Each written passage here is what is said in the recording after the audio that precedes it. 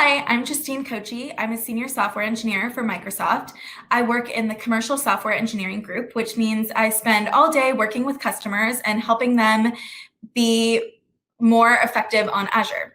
Recently, I've been working a lot with Cosmos DB, so today we're going to go over some partitioning tips to help you increase performance and save money, two things that we absolutely love. Okay, so why does partitioning matter? As you know, Cosmos DB is a distributed database, and that means that your data is actually distributed across multiple physical machines. For the purposes of this presentation, we're going to refer to these machines as a physical partition. Now, you have all these different machines. How does Cosmos DB decide where to put your data? Which machine does your data go on? This is the crux of partitioning. So let's imagine we have an application for an IoT scenario. We have thousands of devices and they're all writing data to Cosmos DB. We have our container, which is partitioned by device ID. And so this is great. We have all of our devices sending data at a roughly even throughput. So we have this similar amount of data for all of our devices. They get mapped to one of these 5 physical partitions, and life looks good. Our data is distributed relatively evenly across all of these machines. Now, let's have another scenario. We have the same IoT application. It still has thousands of devices that are writing data to our container, but this time it's partitioned on day of week. So you can see we have 2 partitions which are almost full. They have a lot of data, whereas we have other partitions which are almost empty. We don't have our data distributed very well because, say, this particular application is in an area that's highly trafficked on weekends. So say Saturday and Sunday have far more data than the rest of the week. Additionally, you notice we only have 5 values, or we only have 7 days of the week, and there's 5 physical partitions. So we know that our mapping isn't going to be even. We're going to have some partitions that have far more data than others. So why does this matter? We know how our data is distributed across machines based on our partition key, but it also determines how your requests are distributed. So let's imagine we have a query, select star from C, where c.deviceid equals 123. So in our container, which is partitioned by device ID, we know exactly which physical partition to look at to get our data back. So we can do what's called a scoped query, or if we had the document ID as well, and we're making this request through the SDK, we could have a point read. Both of these scenarios are ideal. You know exactly where to go and look for your data. This is going to be the lowest cost and the highest performance way to access your data. But it's not always possible. Let's say we have our container partitioned on day of week. So we still have these 5 partitions. This time when we're asking for all documents where device ID equals 123, well, we have 123 in all of our partitions. So we need to check every single one to return data. Even though we are actually getting data from every partition, we still want to avoid this if possible. This is what's called a cross-partition query. And it could be possible that all of the data that we need is only coming back from a subset of partitions. We still need to check all of them because we're not sure where this data lives. It could be on any of them. So is that all you need to worry about, is making sure that you avoid cross-partition queries and your requests are good? Not quite. There might be other dimensions to think about. So let's think about how our requests are distributed in this scenario. It's very similar. We're still searching by device ID, but now we're also searching by day of week. So let's say we want to search for any given device ID, but we want to see the day of week is today. Maybe we're doing some analysis and we want to see is traffic picking up on Mondays. So in this case, every single one of these individual queries is still scoped, and they are spread evenly across all of our partitions. We're querying for a wide range of device IDs. It's likely that our request will be distributed. This is what we want. But back over to our day of week scenario. Now we have select star from C, where device ID is something and day of week is today.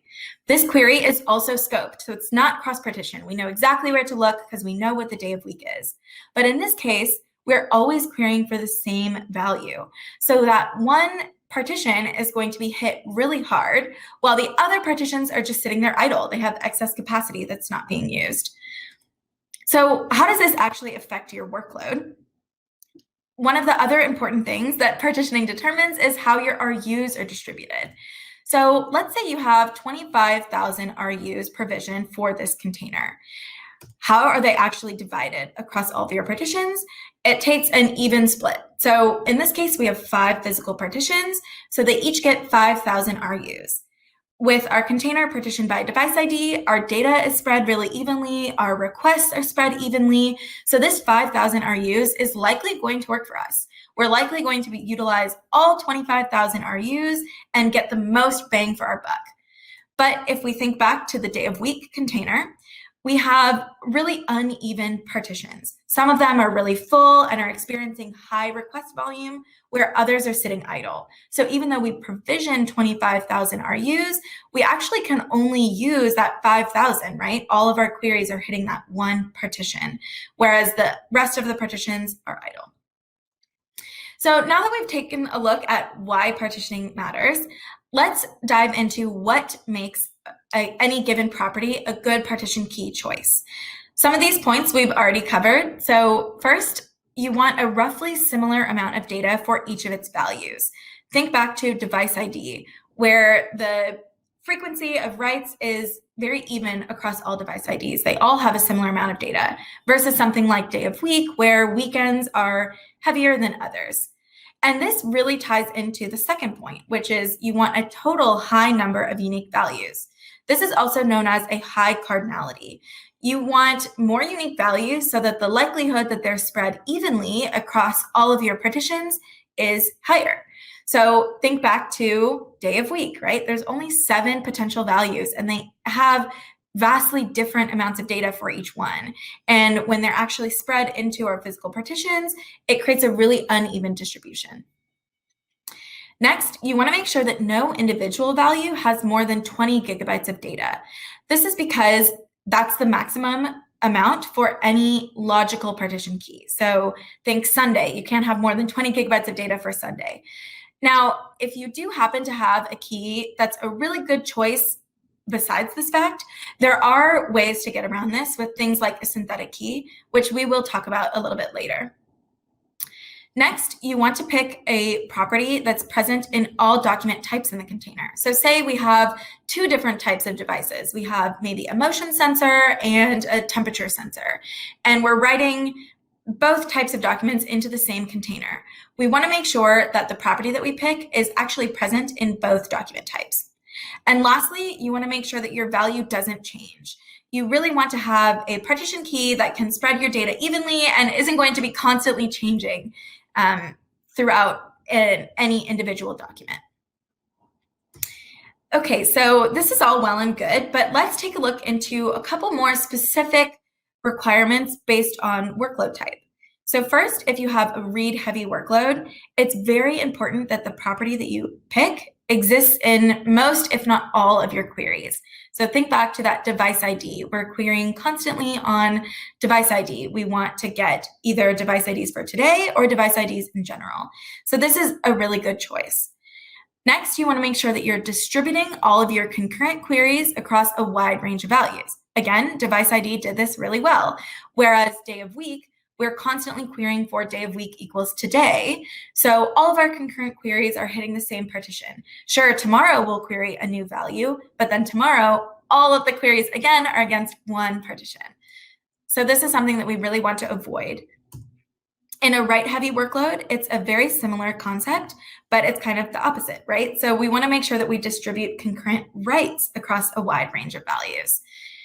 Day of week is another good example for this. So if you're writing based on day of week, all of your writes for any given day will go to the same partition. This is going to create what's called the hot partition, and you're not going to be able to effectively use all of those RUs that you've actually provisioned for your workload. Okay, so I just threw a lot of data at you. Let's go through a real world scenario. So this is from a real customer that I've worked with in the past, and they had a product catalog. They have 2 different queries for this product catalog. The first is find products by store and by product ID. So this is looking up an individual item, say you want to get an inventory count or something like that. The second query is find products by store and by department. So say you're doing mass inventory for a whole department and you want to make sure that everything is in the right spot on shelves, say. So we look at this, we see these two queries. It's going to be a read-heavy scenario. It's product catalog. We don't get new products that often. So we're thinking, I see store in both of these queries. Maybe store is a good choice. But we need to dive a little bit deeper into the scenario before we can actually make our decision. So now what if I told you there's 500,000 product IDs? So there's 500,000 total products we could have in any given store, and we have 500 stores. So assuming that all of our documents are about 1 kilobyte, the maximum we could have is 250 gigabytes total. But now what if I told you some of these stores are really big, so they have all 500,000 products, but some of our stores are actually really small and they only carry a subset. And so we would have that uneven distribution of data. Additionally, if we look at 500 stores against 250 gigabytes, it's actually not that many unique values compared to the total possible unique values in our collection. We want to make sure that we have a lot of buckets so that all of these values can be mapped to evenly to all of our partitions. So now what if I told you the last piece of information, which is that the first query is run 1,000 times a second. Say across all of our stores, we have about 2 employees looking at products at any given time. So peak load is about 1,000. And finding products by store and department is run much less frequently, only about 50 times a second at peak load. So we're looking at store and we think, this doesn't distribute our data very well. So what can we do? You can actually create a synthetic key, and this will create more total unique values. This is done by combining 2 properties together that will better distribute your data and your requests, and thus will split your usage of RUs across more partitions. So you're going to get that better spread. You can actually use all of the RUs that you provisioned. So what does this look like? For this scenario, say we actually combine 2 properties, store and product ID, and we create a new property that we partition on. So this is great. For our particular collection, this actually creates a unique value. So this is unique per document. So what we can do is we can actually feed that value into the ID. So now we're making that the document ID. We partition on document ID, and this is ideal for our collection. It's a one-to-one mapping, one value per one document per value. We get the most even spread we could possibly have. It serves the bulk of our queries, and life is good. But we do still have some cross-partition queries. So let's take a look at another real-world example of a CRM system. So this is a customer management system. And in this scenario, we have 3 queries that are all run equally. We have find a user by their user ID, find a user by their phone number, or find a user by their email. And all of these queries are run at 200 times a second. So they're all equally important. We can't optimize for one over the other because we really need them all. So we're going to have some cross-partition queries if we pick any of these properties individually. So let's look at how much data is in each property. Maybe we can create a synthetic key and solve our problem again, right? Well, what if I told you we have 1 million user IDs, 1 million phone numbers, and 1 million emails? They're about 1 kilobyte documents, and we only have a gigabyte of data. It's not that much data. But if we try to combine any of these properties, it likely won't give us anything. We already have one unique value per document. Combining user ID, phone number, email is typically unique, so we wouldn't actually gain anything by creating a synthetic key in this scenario. So we're going to have a cross-partition query. And not only is it a small percentage of our workload, it's actually going to be about 2/3 of our queries will be cross-partition. So we really want to avoid that. Are there any strategies that we can take to mitigate this? And the answer is, of course, yes. So you can actually duplicate your data into a container with a different partition key that will serve each of your queries. And this is possible because storage is far cheaper than RUs in Cosmos DB. You're only being charged 25 cents a month per gigabyte of data. We only have 1 gigabyte of data. So if we can avoid those expensive cross-partition queries, we can actually greatly reduce the cost of our system by duplicating data. So let's explore what this actually looks like with our queries. We have our find user by user ID, find user by phone number, and find user by email. So all three of these queries are going to be served by three different containers. We have one partitioned by user ID, one partitioned by phone number, and the last one partitioned by email. So this works really well, right? There is one problem though. Now we have all of our data is in three different places, and we need to make sure that it stays up to date. We don't want any writes that happen to one container to not exist in the other containers. We want to maintain consistency across all of them. So there's a pattern using change feed that you can use to easily update all of these collections. You would have your writes going into one of the containers. In this case, let's pick user ID. And you can set up a change feed processor from the user ID collection to funnel those writes into phone number and also to funnel them into the email collections. So this does a really good job of keeping your consistency, your costs are still relatively low, and life looks good. But now, what if I told you something weird is happening and a bunch of customers are updating their data all of a sudden? So we have a lot of writes to this collection. And these writes are starting to get really expensive because every time we have an update, we actually have to replicate it 3 times. So is there something that we can do instead of duplicating that physical data 3 times? You can create a second container called a lookup container that has a mapping of the new key to the old key from the container with your actual data. This has a trade-off, so your performance and your cost goes down, but your complexity of the system goes up. But what does the system actually look like under this scenario? Let's optimize for just one of these queries for a minute, which is find user by email. So in this case, we only have 2 containers. Forget about the 3 containers from the last case. We have all of our data stored in one container partitioned by user ID. And we also create this second lookup container. So when we want to find user by email, let's say partition key equals whatever the email is, which is justine@email.com. And no, that's not my real email. Now, when we want to find user by email, we can do a request against our lookup container for this partition key, and we get data back.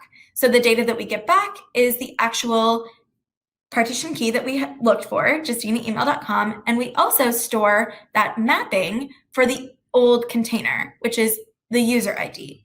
Now that we have the user ID, we can do another scoped query to the container that contains our actual data, and we can get all of the user data back. So the complexity here is that every one query now becomes 2 separate requests to the database. We have to first request from our lookup container and then request from the actual container containing the data. But all writes only go into one place here. Of course, if a user wanted to change their email or change their phone number, we would have to go back and update our lookup collection, but those operations are far less common than changing, say, other information about the user. So in this way, we can kind of trade off this complexity to gain performance and cost. Both of these queries are now scoped, or could even be a point read if we include the document ID, and they're going to cost only 1 RU and have far lower latency. So we're able to reduce the latency of our overall system. Okay, so I hope that walkthrough of some of these real-world scenarios and qualities to look through for in various partition keys was helpful. And I want to point you to a couple resources. The first, of course, is docs.microsoft.com. There's a lot of great information here about partitioning. I've linked to the partitioning overview, but there's tons of information here and further walkthroughs that you can do to help you map some of these guidelines to your own scenario. And I also wanted to highlight something called the Partition Key Advisor. So this is an upcoming tool that I've been working on with the Cosmos DB team for over a year now. And we're just about getting ready to release it via Cosmos DB notebooks. And what this tool does is it actually automates the selection of your partition key for you based on some detailed questions about your workload. And these questions mimic very closely all the qualities that we looked for in the beginning of this talk. And it has some logic in here to help you determine when is a synthetic a good choice, when do you want to duplicate your data or use a lookup container, some of these advanced strategies that we talked about.